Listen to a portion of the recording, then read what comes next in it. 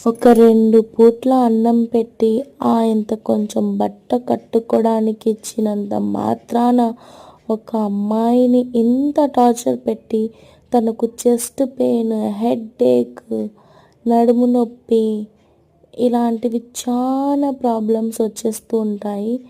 ఒక 2 పూట్ల అన్నం పెట్టడానికి ఇన్ని ప్రాబ్లమ్స్.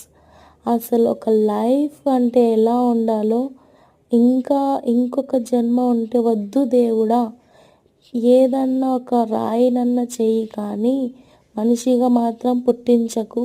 అదే మనిషి అవుతే కూడా ఆడదానిలాగా అస్సలు పుట్టించకు అనే అమ్మాయిలు ఎంతమంది కామెంట్ చేయండి. మీరు ఎలా ఉన్నారు? హ్యాపీగా ఉన్నారా లేదా?